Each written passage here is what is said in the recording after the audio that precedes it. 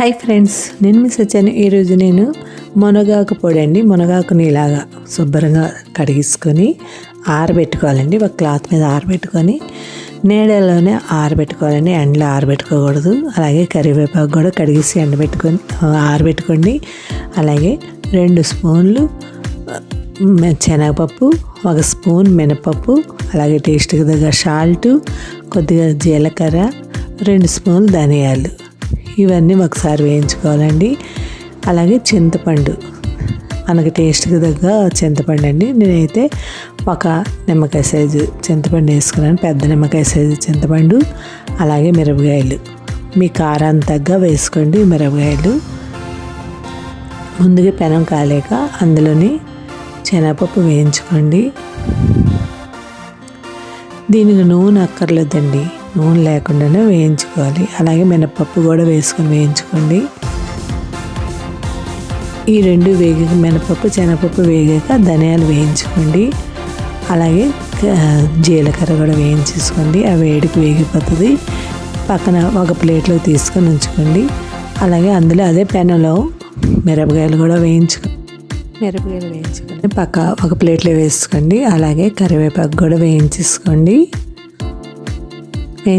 అది ఒక ప్లేట్లో తీసుకోండి. ఇప్పుడు మునగాకు,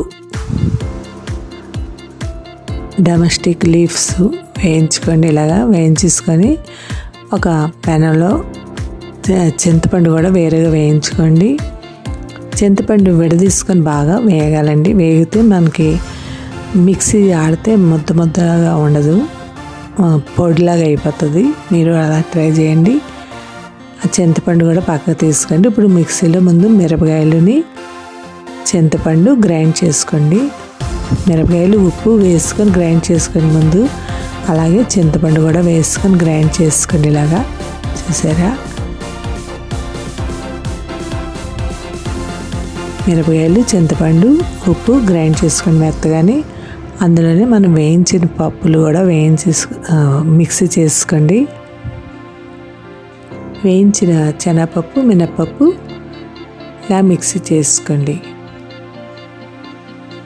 మిక్సీ చేసుకొని అది మిక్సీ అయ్యాక అందులోనే మనం కరివేపాకు అది ఒకసారి మిక్సీ చేసుకోండి, గ్రైండ్ చేసుకోండి.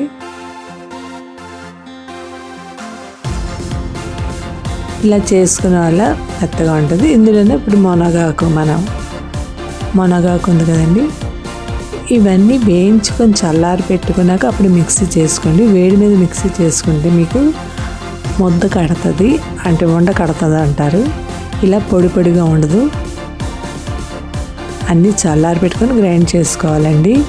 చూసారా, ఇలాగా రోజు మెత్తగా ఆడుకొని ఒక గాజు సీసాలోకి వేసుకోండి. ఎందుకంటే ప్లాస్టిక్ సీసాలు వాడకండి, దానివల్ల స్మెల్ వచ్చేసి బాగోదు. ఎప్పుడైనా పొడాలన్నీ ఒక గాజు సీసాలు అయితే బాగుంటాయి. మీరు ట్రై చేయండి.